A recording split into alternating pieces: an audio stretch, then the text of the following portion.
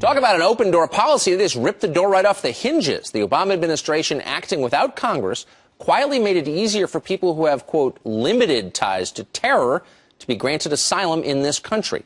Michael Cutler is a retired special agent for the INS.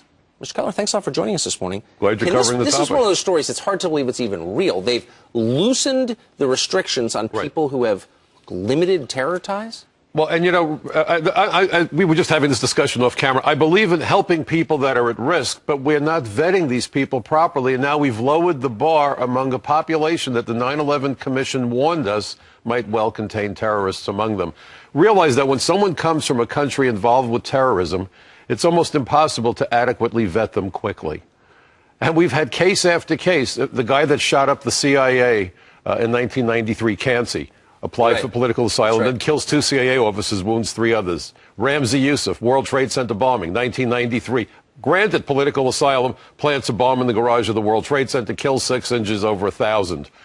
You just had the Tsarnaev brothers, who claimed political asylum from Russia. As soon as they got political asylum, which means I have a credible fear that I can't go home, they go home. And nobody bothers to look. The House Judiciary Committee just held a hearing on December 12th about how members of the drug cartels from Mexico are getting political asylum in the United States.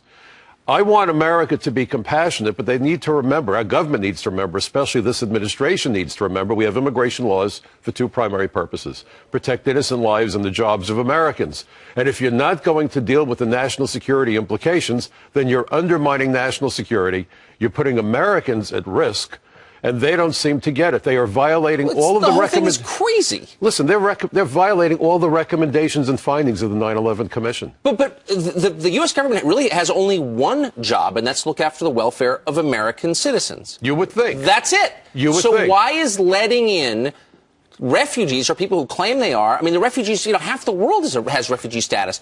India, why do I have a moral obligation to do that as an American? I'm totally confused by this. Well, I could make a case for helping people who are truly at risk if you can vet them, and other countries need to chip in and help.